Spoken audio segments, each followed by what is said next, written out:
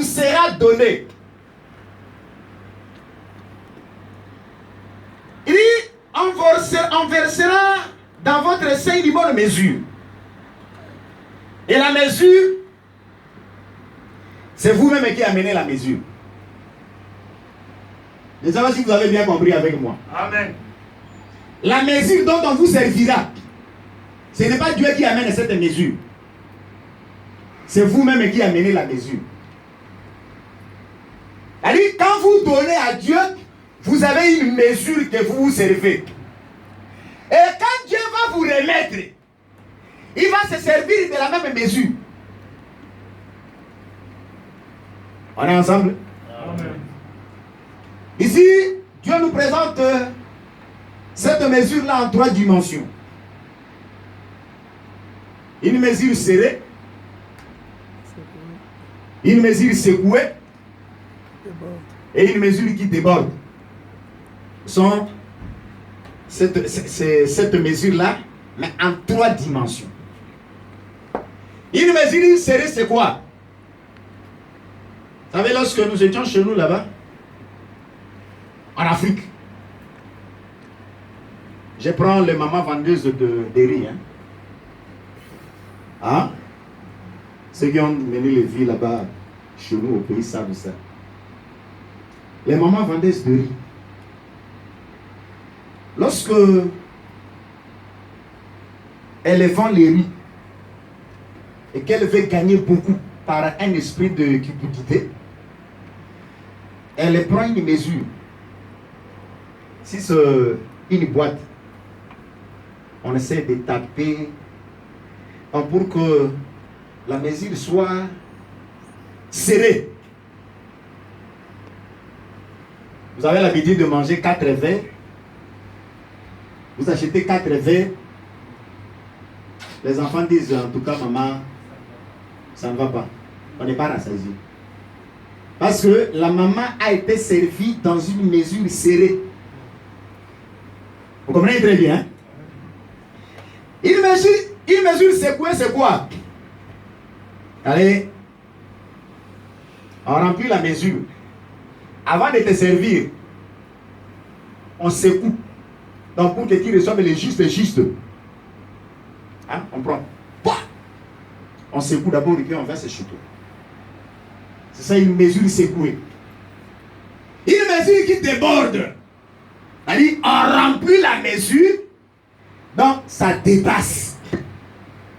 C'est ça le principe de Dieu. Donc celui qui donne plus, gagne plus. Celui qui donne moins, gagne aussi moins. C'est ça le principe de Dieu.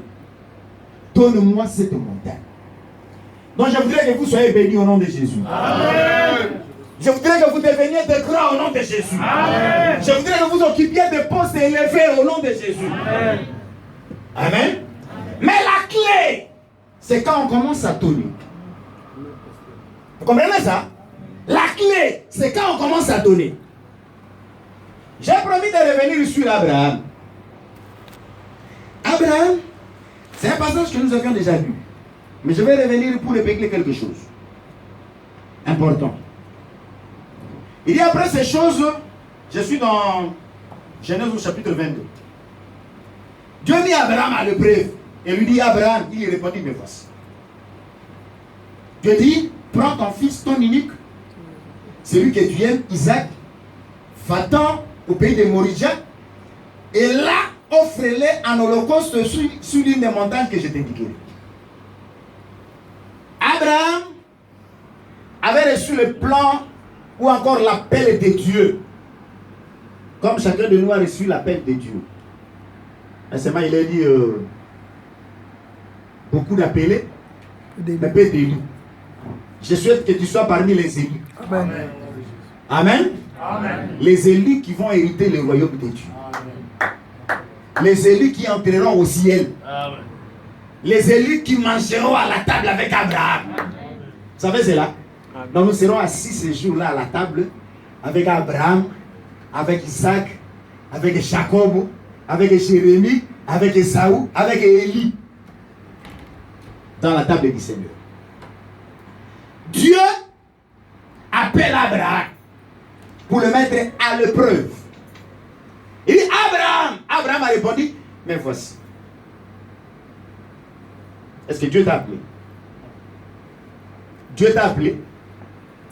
Je voudrais que si tu es appelé par une personne, par un homme, quand tu entres ici, tu arrêtes de regarder à un homme. Il faut que tu regardes à Dieu. Parce que la Bible dit, nous tous sous les regards fixés vers Jésus. Celui qui peut te bénir, c'est Jésus. Amen. Celui qui peut t'élever, c'est Jésus. Amen. Celui qui peut faire de toi une dame de considération, un homme puissant, c'est Jésus. Amen. Nous tous sous les regards fixés vers Jésus. C'est-à-dire quand on regarde à Jésus, on n'est jamais déçu. Que le bénisse tout son nom de Jésus. Amen. Il dit Abraham, l'appel de Dieu. Abraham a dit, mais voici. C'est quand Dieu t'appelle, tu es capable de répondre. Amen. C'était pour le prouver.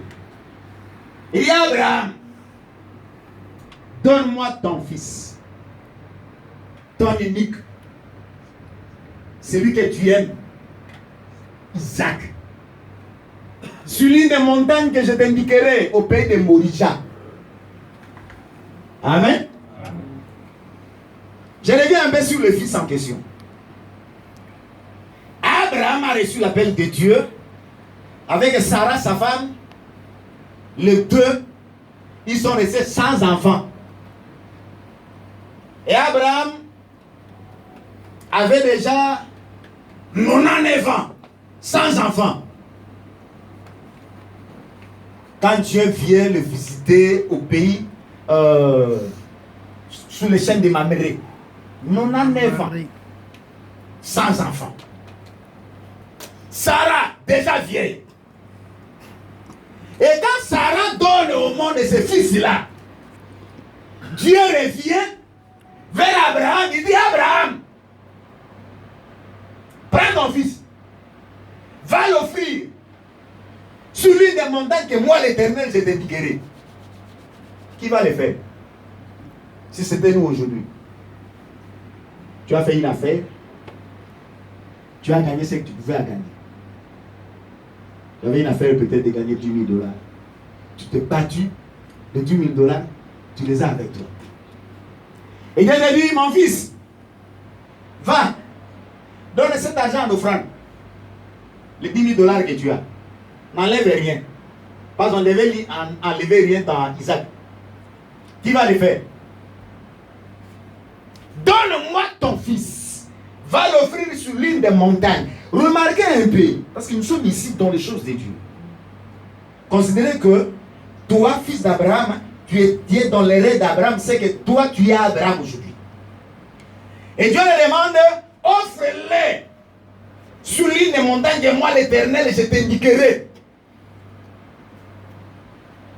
Abraham n'a pas hésité. Il prend le fils. Il prend le couteau. Il prend l'âne. Il prend 2 serviteurs. Ils se mettent en marche. Premier jour. Deuxième jour. Troisième jour. Il voit le lieu au loin. Quand il voit le lieu, il dit vous, les 2 serviteurs, restez ici. Moi et l'enfant, nous serons adorés. C'est là où j'ai dit que l'adoration, c'est aussi donner. Quand je donne à Dieu, j'adore. L'adoration, c'est un bon moment. C'est un bon moment. J'ai vu les grands hommes de Dieu adorer. S'incliner devant Dieu. C'est jeter la tête contre terre. C'est pour dire que Dieu, tu es trop élevé. Ça ne vaut même pas la peine de te regarder. Je me jette à terre pour que la gloire, l'honneur, l'élévation te soit donnée. Notre Dieu mérite l'adoration. Et ici, Abraham adore en obéissant à Dieu, en donnant son fils Isaac. Il arrive dans les lieux, il arrange le bois qu'Isaac lui-même avait porté. Pourquoi? Parce qu'il était l'ombre de Jésus. On n'a pas vu Jésus quand il était sur le chemin de Golgotha. C'est lui-même qui avait porté la croix. Amen. Amen. C'est là que j'ai dit que Abraham, c'est le père. Et Isaac, c'est le fils. Et ici, dans la profondeur, ça cache un mystère. Ce ne sont pas les hommes qui ont tué Jésus. Mais c'est le Père lui-même qui a livré son fils. Amen. Lorsqu'il était à Gethsemane, remarquez un peu. Je vais dire que dans la profondeur, Jésus est mort à Gethsemane. Jésus, il était là. Il a laissé les disciples. Il a avancé. Il a commencé à prier. Il priait. Il priait. Il dit, sa sueur se transformant en grumeaux de sang qui tombait à terre. Vous comprenez un peu ça? C'est-à-dire, quand le sang sort, parce que la vie de toutes les choses est dans le sang. Lorsque le sang sort, c'est déjà la mort. Et comment le sang a coulé comme ça dans le vide? Non, ce n'était pas dans le vide. Zacharie l'a dit. Et Jésus l'a répété. Il dit, épée, transperce mon serviteur. Il dit, quand il était à Gethsemane, dans le père du Père l'avait déjà transpercé. Okay. Il était mort à Gethsemane. Parce que Gethsemane, c'est un lieu de pressoir.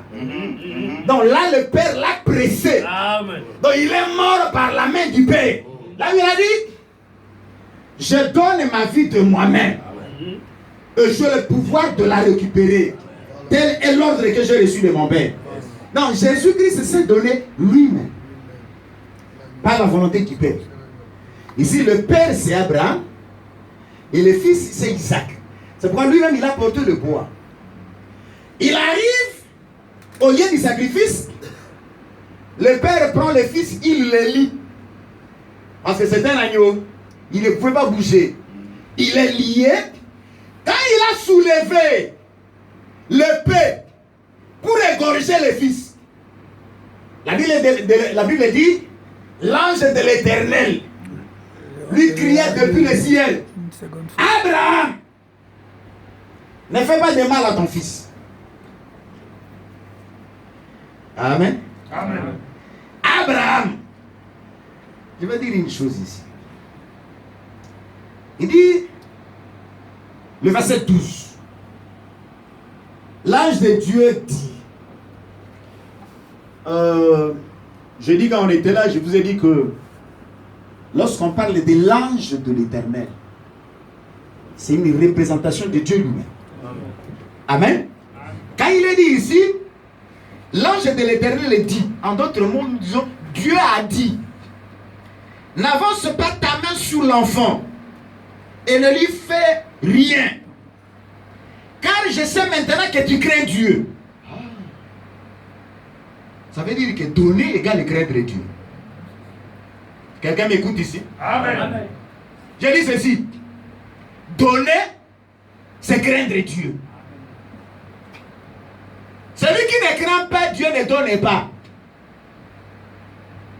Donc quand je donne ma vie, c'est que je crains Dieu. Quand je donne quelque chose à Dieu, c'est que je crains Dieu. Je le fais parce que je crains Dieu.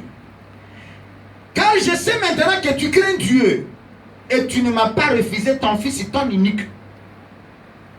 Tu ne m'as pas refusé ton fils et ton unique. Allez, si Abraham ne craignait pas Dieu, il dit, oh, comment? Mon fils unique. L'offrir. Oh mais non, mais là tu exagères. Mais lui, par crainte de Dieu, quand nous lisons dans Hébreu, Hébreu dit que Abraham a pensé qu'il pouvait récupérer son fils, même par une sorte de résurrection. Et gloire à Dieu, c'est-à-dire en rentrant avec Isaac à la maison, c'est que ce n'était pas le premier Isaac. C'était Isaac ressuscité. Amen. Amen. Vous comprenez très bien. C'était Isaac ressuscité. C'est-à-dire quand je donne à Dieu, c'est comme si je mets la chose dans un état de mort. Et Dieu va le ressusciter en me donnant cette même chose dans une autre dimension. Amen. Amen. Il continue. Suivez-le très bien. Il dit quoi? Le verset 15. L'ange de l'Éternel appela une seconde fois Abraham des cieux et dit, je le jure par moi-même, parole de l'Éternel, parce que tu as fait cela et que tu n'as pas refusé ton fils, ton unique, je te bénirai et je multiplierai ta postérité comme les étoiles du ciel et comme les sables qui est sur le bord de la mer, et ta postérité possédera la porte de ses ennemis. Amen. Toutes les nations de la terre seront bénies en ta postérité parce que tu as obéi à ma voix. Amen. Dieu avait déjà fait la promesse à Isaac, à Abraham, que il le bénira et toutes les nations seront bénies en lui. Mais quand Abraham a fait cet acte-là de donner son fils, maintenant Dieu revient, il fait la même promesse, cette fois-ci par serment. Il dit, je le jure par moi-même, comme il n'y a pas un plus grand que lui. Dieu, notre Dieu est plus grand. Il est au-dessus de toutes choses. Il est au-dessus de ta famille. Il est au-dessus de tes parents. Il est au-dessus de toi-même. Il est au-dessus de tes problèmes. Il est au-dessus de tes difficultés. Il est au-dessus de tes maladies. Il a aujourd'hui la solution pour toi. Amen. Amen. Et parce que tu as obéi à ma voix, parce que tu ne m'as pas refusé ton fils, je le jure par moi-même. Et il ajoute des paroles de l'Éternel. Ici, c'est irrévocable. Amen. Alors, quand Dieu décide que tu es béni, qui va refuser? Quand Dieu décide de t'élever, qui va refuser? Qui va s'opposer? Cette fois-ci, Dieu le fait par serment. Alors ici, je comprends que il y a un mystère, il y a un secret dans le donner. Quand je donne, je suis béni. Il dit une chose. Il dit, je te multiplierai à l'infini. Il y a une chose que je vais toucher là-bas qui est importante. Il dit, je te bénirai et je multiplierai ta postérité comme les étoiles du ciel et comme les sables qui est sur le bord de la mer. Dieu ici promet à Abraham deux postérités. Quelqu'un me suit ici? Amen. Dieu promet à Abraham deux postérités. J'ai multiplié ta postérité comme les sables qui est au bord de la mer et comme les étoiles des cieux. Je vais vous révéler une chose. Les sables et les étoiles, ce sont deux peuples. Le premier peuple, c'est le sable. Vous savez, pour compter les sables au bord de la mer, il faut la lumière du jour. Quand la lumière est là, on peut commencer à compter les grains de sable. C'est le peuple qui a reçu l'appel du jour. L'appel du matin. Amen. Amen. Il y a un peuple qui a été appelé le matin. Vous comprenez le matin, non? C'est-à-dire, quand Dieu a créé, il disait quoi? Il lutte un soir, il lutte un matin. Le jour commence le soir et s'arrête le matin. Le soir, c'est quand les ténèbres sont là. Et le jour, c'est quand la lumière est là. Et il y a un peuple qui a reçu l'appel du soir. Et il y a un peuple qui a reçu l'appel du matin. Amen. C'est pourquoi je dis que pour compter les sables, il faut la lumière du jour. C'est Israël. Amen. Amen. Amen. C'est Israël qui a reçu l'appel du matin. Alors le matin, c'est le temps de travailler. Il travaille pendant qu'il est jour. La nuit, on ne travaille pas. Israël, pour être sauvé, il devait travailler. Pour Israël, il faut les œuvres. La loi demande les œuvres. Sans les œuvres, on n'est pas agréable devant Dieu. C'est pourquoi, comme personne n'a su donner les œuvres que Dieu réclamait, en Israël, il n'y a pas eu vie. Amen. Parce qu'ils ont reçu l'appel du matin. Remarquez, lorsque vous lisez même les prophètes, je prends les prophètes de Jérémie. Il dit quoi? L'Éternel vous a envoyé ses prophètes tout le matin. Les prophètes en Israël criaient les matins. C'est quoi, vous pensez que c'est quoi? Ils criaient à 5 h du matin. C'est un langage de Dieu. C'est le moment où il fait jour. C'est le temps des sables de la mer. C'est Israël. Maintenant le soir, quand tout le monde a travaillé le jour, même Jésus a travaillé le jour. Comme lui il a travaillé le jour, le soir il vient maintenant nous rassembler. Vous comprenez? C'est pourquoi les jours comme ça, sortez, vous regardez le ciel, vous ne verrez aucune étoile. Mais elles sont là. Quand nous allons sortir ici à ciel ouvert, regardez. Hein? C'est pourquoi Dieu a parlé à Abraham. Compte les sables. C'est ça ta postérité. Après, il lui dit, il l'amène dehors. Il dit, Abraham, lève les yeux vers le ciel. Compte les étoiles si tu peux les compter. Telle sera ta postérité. Donc, les étoiles, c'est le peuple qui a reçu l'appel au temps du soir. Amen. C'est pas lorsque vous verrez la chose. Comprenez? Il y a un peuple qui a reçu la promesse d'hériter la terre. C'est Israël. Mais nous, qui sommes les étoiles, qui avons reçu l'appel de la nuit, l'appel du soir, les étoiles n'habitent pas la terre. Amen. Amen. Amen. Si vous voulez ici, aller aux États-Unis, à New York, si c'est en Guangzhou, à Chine, tout ça en Afrique, cherchez une étoile sur la terre. Vous n'en trouverez aucune. Amen. Mais les étoiles, entendez seulement la nuit, regardez le ciel, vous le verrez. Amen. Amen. C'est-à-dire, il y a un peuple dans le règne d'Abraham qui représente les sables de la terre. Amen. Et il y a un autre peuple qui reçoit l'appel du soir.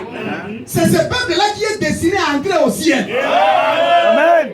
Amen. Amen. Dit si notre demeure à laquelle nous nous retrouvons est détruite, nous avons auprès de Dieu, au ciel, une habitation qui n'est pas faite de mains d'homme. C'est le ciel. Amen. Nous allons gagner le ciel. Amen. Nous irons au ciel. Amen. La Bible dit quoi? Nous les verrons tel qu'il est. Nous les... Imagine-toi, moi un simple homme comme ça. Mais à être à la table du grand Jésus, le maître. Okay. Il dit, je m'en vais vous préparer une place. Yes. Et lorsque je m'en serai allé, et que je vous aurai préparé une place, je reviendrai. En fait, là où moi je suis, vous y soyez. Amen. Nous serons là pas, ce ne sommes l'épouse. L'épouse se retrouve à côté de son époux. Amen. Amen. Amen. L'épouse se retrouve à côté de son époux. Là, on vous dit, vous allez réhériter cette terre qui deviendra paradis. Et tu vois que c'est un passage qui n'est pas dans la Bible. Hein? Il y a une communauté qui enseigne comme ça. Vous allez hériter une terre qui deviendra paradis. La terre ne deviendra jamais paradis. Pierre nous dit que la terre d'à présent est réservée pour la ruine éternelle, pour la destruction. Parce que Dieu dit, je fais un nouveau ciel et une nouvelle terre. Des nouveaux cieux et une nouvelle terre. La terre sera habitée par ces peuples-là qu'on appelle les sables de la mer. Mais le ciel sera habité par ceux-là qui sont venus en Jésus. Amen. Ils vont gagner le ciel. C'est ça le problème. Donc, nous sommes appelés à comprendre ces choses. Dans le secret que je voulais dire, Abraham a reçu tous ces secrets lorsqu'il a accepté de donner à Dieu son fils. Hein? Notre thème c'est quoi? Donne-moi cette montagne. Les secrets. Pour recevoir la montagne qui demande à Dieu, tu dois commencer d'abord à s'aimer. Je prends encore une autre figure dans la Bible. Il y a une femme. C'était la femme de Elkan. Je crois qu'il doit être benjamite. Lui, il avait deux femmes. Un homme avec 2 femmes. Aujourd'hui, je ne parle pas des femmes, bien avoir une femme, 2 femmes, je ne suis pas là. Amen. Je ne suis pas là. Mais je dis seulement qu'Elkan avait 2 femmes. Il y avait Anne, il y avait aussi Pénina. Pénina enfantait facilement. Parce qu'il y a des femmes comme ça. Elle vient au mariage. Premier mois, elle commence à jeter des salives. Sans problème. Ça ne demande même pas de prière. Sans problème. Mais il y a des femmes pour enfanter. Il faut beaucoup prier. Oh Seigneur, qu'est-ce que tu as dit? Tu as dit, tu as créé la matrice. Tu n'empêcheras pas de concevoir. Oh Seigneur, tu as donné à Sarah pendant sa vieillesse. Oh Seigneur, il y a des femmes comme ça. Pour concevoir, il faut beaucoup prier. C'est Dieu qui le fait. Dieu fait des choses pour que des fois tu n'étais pas dur dans la prière, pour que quand tu recevras ce fils-là, tu auras tant de choses à lui rendre des actions de grâce. Amen. Pénina avait des enfants. Anna n'en avait point. Chaque année, il montait au temple, à la maison de Dieu. Là, il y avait le prophète Élie pour adorer. Comprenez que l'adoration, c'est une bonne chose. Mais il prend tous ses enfants, toutes ses femmes, ils vont adorer. Alors, lorsqu'il était question de faire des dons, il lui donnait des dons aux enfants, aux femmes, mais à Anne, comme Anne n'avait pas d'enfants, il lui donnait une portion double. Mais vous comprenez la rivalité entre les femmes. Pénina faisait à Anne beaucoup de mortifications. Il y avait 2 femmes dans une même maison, l'autre un enfant n'était pas. Celui qui est stérile, il est plus aimé par le mari. Mais celui qui avait un enfant faisait beaucoup de mortifications. Et voilà. Elle est là. Elle remplit seulement la chambre, elle n'enfante pas. Et ça faisait beaucoup de mal à Anne. Un jour, lorsqu'ils sont allés adorer, l'homme de Dieu, Élie, était là, dans sa vieillesse.